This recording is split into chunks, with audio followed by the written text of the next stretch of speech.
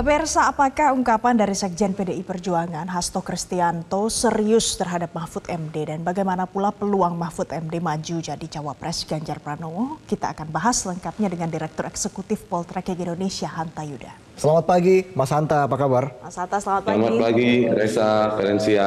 Alhamdulillah baik. Baik, Mas Hanta, jadi sudah terlihat belum nih hilalnya bahwa Prof. Mahfud ini akan mendampingi Ganjar di Pilpres mendatang? Kalau hilal, ada 3 nama ya yang menguat, mengerucut di internal PDI Perjuangan. Jadi sama tidak ada ini, Reza, bakal cawapresnya Ganjar maupun Prabowo mengapa belum kunjung diumumkan? Menurut saya ada 3 faktor ya. Satu, karena masing-masing saling intip. Satu, mereka sudah bisa melihat pasangan Anies Muhaimin, tapi 2 ini belum ada. Jadi saling intip, saling antisipatif, saling menyiapkan kalau Prabowo mengeluarkan ini, Ganjar akan mengeluarkan itu. Itu salah satu faktor strategi. Yang kedua, ini juga bisa jadi memang belum putus pada satu nama. Masih ada beberapa nama, meskipun mungkin sudah mengerucut ke 3, misalnya kandidat di Ganjar, 3 nama yaitu Pak Mahfud, Pak Ridwan Kamil, dan Pak Sandiaga Uno. Yang ketiga, ada faktor yang mereka pertimbangkan juga terkait dengan faktor kualitatif. Apakah bisa memenuhi basis NU, juga basis kewilayahan geografis seperti Jawa Timur dan seterusnya. Sekaligus juga membuka peluang nama-nama baru. Ini yang menyebabkan saya kira belum muncul ya. Kalau melihat potensinya memang Pak Mahfud bukan yang baru bagi Pak Mahfud untuk menjadi bakal cawapres. Mengisi ruang-ruang pilpres kita. Kita tahu Reza di tahun 2004 yang lalu, 2009 yang lalu, bahkan sejak 2014, kemudian 2009 dan sebelumnya itu sudah diperhitungkan. 2009 Pak Mahfud adalah ketua tim pemenangan Pak Prabowo Subianto. Kemudian di tahun 2014 yang lalu, 2014 ketua pemenangan Pak Prabowo, kemudian 2019 yang lalu hampir menjadi cawapresnya Pak Jokowi, bahkan sudah berseragam kemeja putih, kita ingat pada saat itu. Dan sekarang juga kembali disebutkan. Jadi bagi Pak Mahfud bukan sesuatu. Nah, tinggal ini jadi atau tidak. Karena untuk menjadi cawapres bagi Pak Mahfud itu sudah hampir jadi cawapres, bakal cawapres sudah berulang-ulang. Dan sekarang ini apakah betul akan menjadi cawapres? Kita lihat dinamika di internal koalisi Mas Ganjar ini, Reza. Mas Hanta, tapi Mas Hanta kalau kita lihat itu kan dari background sejarahnya Pak Mahfud. Tapi kalau dari gestur Mahfud MD sendiri, kira-kira dia sudah menunjukkan kalau dirinya mau tidak? Saya kira Pak Mahfud punya keinginan, punya potensi, juga punya. Kita lihat dari beberapa statement, dari beberapa dinamika politik yang muncul, Pak Mahfud memang selalu muncul dalam beberapa dinamika politik kita hari ini. Tetapi Pak Mahfud juga menurut saya punya kompetitor yang tidak kecil peluangnya. Misalnya Pak Ridwan Kamil yang juga kuat peluangnya, selain Sandiaga Uno yang sejak awal ditimang-timang di koalisi Mas Ganjar. Misalnya Valencia, kita bisa melihat kebutuhan dari Mas Ganjar. Orang melihat pasangan cawapres itu ada 3 ya.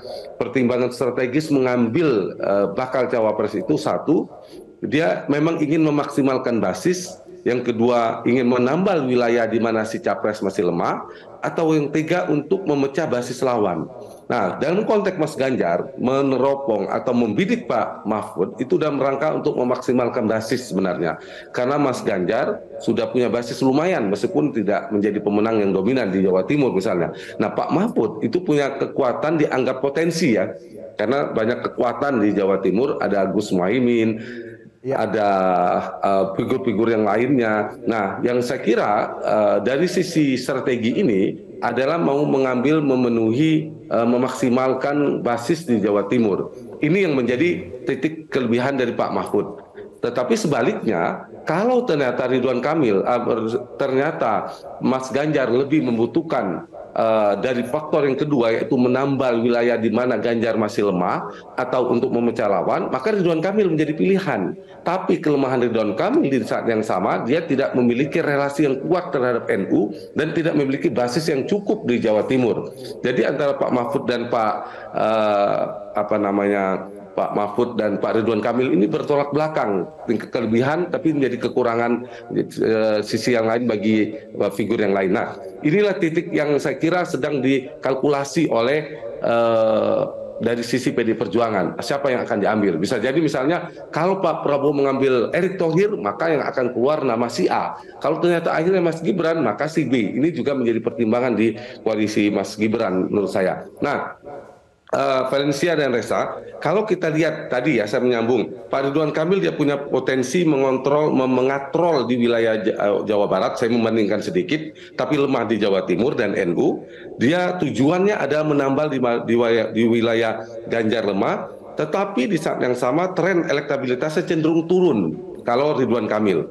Pak Mahfud sebaliknya, dia memberi basis di relasi di NU lumayan, potensi ya, kemudian di Jawa Timur, kemudian dia bisa memaksimalkan wilayah Mas Ganjar di Jawa Timur, trennya agak naik, tapi tidak begitu tinggi, agak landai juga. Ini menjadi pertimbangan, dan itu basis Pak Jokowi juga kalau Ganjar ingin menyasar mengambil desisi Pak Mahfud. Kalau Mas Sandiaga Uno, sedikit lagi, dia memiliki basis yang relatif rata ya di Indonesia, sebagian besar mungkin di Sumatera basisnya, dia bisa menambal wilayah Pak Ganjar yang lemah. Nah, Sandi bisa mengisi di sana dan tren elektabilitasnya stabil atau stagnan. Nah, ini ada pertimbangan tergantung Mas Ganjar butuh yang mana, dan sudah bisa memprediksi Mas Anies berpasangan dengan Muhaimin. Oh, kekuatan Pak Muhaimin di sini.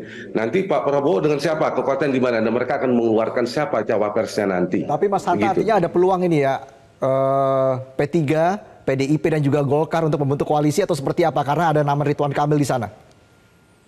Gimana? Iya, apakah ada kemungkinan ada peluang koalisi antara PDIP, Golkar dan juga P3 karena muncul namanya Ridwan Kamil begitu? Iya, ada peluang, tapi menurut saya tidak otomatis karena yang menjadi veto player, pemegang tiket di Partai Golkar adalah ketua umumnya Pak Erlangga Hartarto. Nah, sementara Golkar secara kelembagaan, sekaligus Pak Erlangga itu sudah memutuskan, kecuali direvisi ya, mendukung Pak Prabowo Subianto. Tapi kalau kemudian ada dinamika, pertanyaannya kalau misalnya Ridwan Kamil menjadi cawapres bagi Prabowo, apakah dia datang membawa tiket Golkar, artinya representasi Golkar atau tidak, dia di luar Golkar? Karena biasa kan kader Golkar muncul dalam kontestasi pilpres dalam dua kubu, dua figur yang keluar seterusnya. Jadi belum otomatis menurut saya, bisa jadi opsi antara dua itu. Akhirnya Golkar akan mengusung seperti tadi Reza sampaikan, Pak Ridwan Kamil menjadi wakil Ganjar, tapi bisa jadi ya misalnya katakan Ridwan Kamil ya tidak mengganggu keputusan Golkar yang sudah memutuskan mendukung Pak Prabowo Subianto. Dan kita tahu Golkar memiliki relasi politik yang juga kuat kepada Pak Jokowi.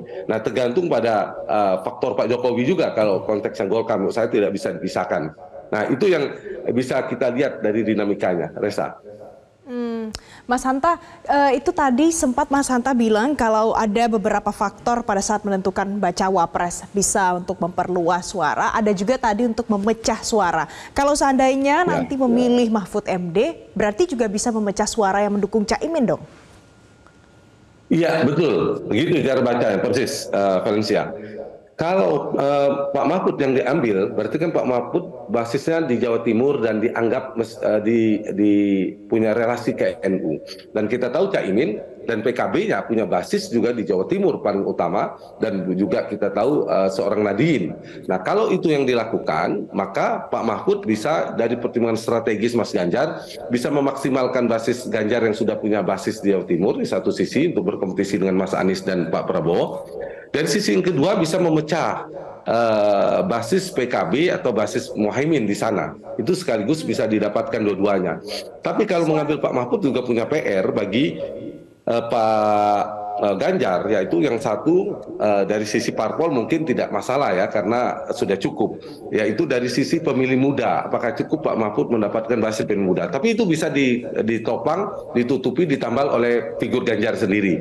Yang kedua dari sisi NU ini kan tidak tunggal, tidak bisa berharap pada Pak Mahfud, seperti tadi apa yang saya katakan, ada figur Muhaimin, ada figur Kofifa akan kemana, ada figur Gus Yahya akan kemana, dan seterusnya, para kiai dan seterusnya, ini juga menjadi faktor. Begitu juga Pak, kalau mengambil Pak Ridwan Kamil, jelas itu agak sulit bagi Ganjar dan PD Perjuangan berharap di Jawa Timur dan berharap dari basis NU, karena basisnya Pak Ridwan Kamil dia mengantong, relatif hanya kuat di Jawa Barat.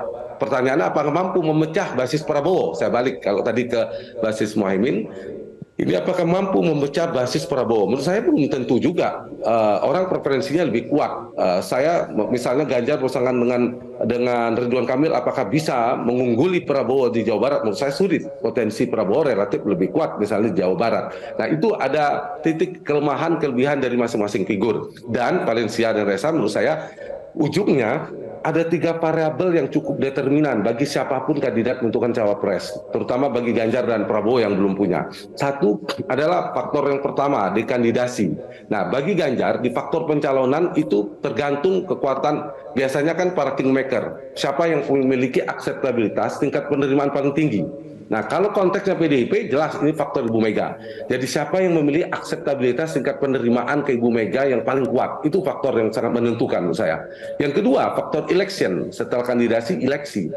Ini juga menjadi faktor yang dipertimbangkan dari sisi geografis, segmentasi kekuatannya di demografi, seperti tadi yang kita bahas. Dia kuat di Jawa Timur kah, di Jawa Barat kah, NU kah, dan seterusnya. Ini menjadi faktor variabel untuk memenangkan. Dan terakhir, faktor governability. Nanti dari sisi kompetensi ketika terpilih di pemerintahan nanti, apakah mereka ada potensi matahari kembarkah, akan maju bertarung lagi di 5 tahun ke depan, itu akan menjadi pertimbangan, apalagi PD Perjuangan. Kemudian chemistry-nya seperti apa dan seterusnya, ini akan menjadi pertimbangan. Nah, inilah saya kira mendamaikan titik di mana kuat Sandiaga Uno, kekuatannya di mana, kelemahannya di mana, Mahfud kekuatan di mana, kelemahan di mana, dan juga Ridwan Kamil kekuatan di mana dan kelemahannya di mana. Itu yang saya kira yang harus dipertimbangkan oleh capres yang belum memiliki pasangan. Baik. Tapi Anda melihat tidak bahwa ini adalah sikap balas budi begitu dari PDIP setelah Mahfud MD ibaratnya dalam tanda kutip diprank pada tahun 2019 sebagai calon wakil presiden dari Pak Jokowi. Menurut Anda seperti apa, Mas Hanta? Kalau ujungnya, kesimpulannya kalau ujungnya betul Pak Mahfud akan menjadi cawapres dari PD Perjuangan yang disebut sampaikan tesis pandangan yang disampaikan oleh Mas Reza tadi, bisa jadi iya. Artinya ini memang cawapres yang tertunda, kemudian kejadian betul. Tapi kalau tidak kan berarti double nih, 2 kali nggak jadinya. Nah, tergantung ujungnya seperti apa. Saya kira faktor itu tidak determinan. Faktor yang determinan bagi PD Perjuangan pastilah dan Ganjar akan mempertimbangkan peluang kemenangan. Kalau Pak Mahfud dianggap meyakinkan, mungkin dari sisi akseptabilitas Ibu Mega meyakinkan akan membantu secara elektoral, dia kontributif secara elektoral bagi Mas Ganjar, bisa kompetitif bertarung dengan Pak Prabowo dan Mas Anies, maka saya kira Pak Mahfud akan dipertimbangkan. Sembari juga mempertimbangkan dari sisi kalau terpilih, saya katakan tadi, mungkin itu ada komunikasi, kesepakatan kalau terpilih supaya tidak menimbulkan matahari kembar, untuk menghindari cawapres akan maju lagi di capres selama 5 tahun pemerintahan bagaimana dan seterusnya, itu akan dipertimbangkan. Jadi menurut saya kalau kemudian akhirnya Pak Mahfud yang dipilih, maka betul bisa menjadi ini selain cawapres yang tertunda, tapi juga tanda petik ya membayar yang seperti yang Reza sampaikan tadi. Dan Pak Mahfud memiliki kekuatan dari sisi beliau punya pengalaman di pemerintahan yang relatif paling paripurna ya. Di teras politika, sistem demokrasi kita pernah di eksekutif ketua MK, di yudikatif, di eksekutif punya menjadi menteri beberapa kali, bahkan sekarang Menko. Kemudian di legislatif pernah menjadi anggota DPR.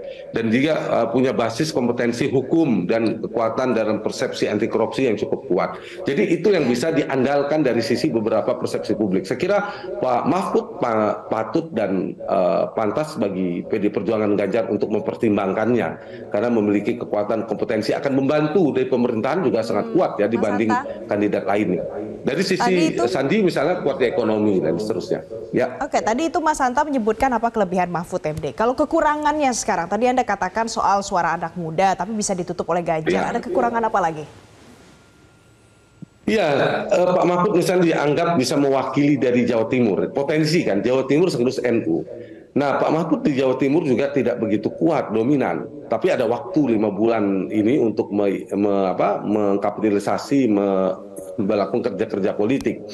Nah, artinya kalaupun mendapatkan basis Jawa Timur, tetap harus kerja keras. Tapi punya potensi ketimbang Ridwan Kamil yang kemudian ditawarkan kepada pemilih Jawa Timur lebih menjual Pak Mahfud. Tapi titik yang PR-nya pekerjaan rumah bagi Pak Ganjar dan PD Perjuangan, Pak Mahfud juga tidak terlalu kuat dari data-data elektoral, data-data elektabilitas. Tapi punya potensi. Beda ya, orang punya potensi dan tidak punya potensi. Mas Hanta, yang kita akan lihat ya nanti seperti apa ya.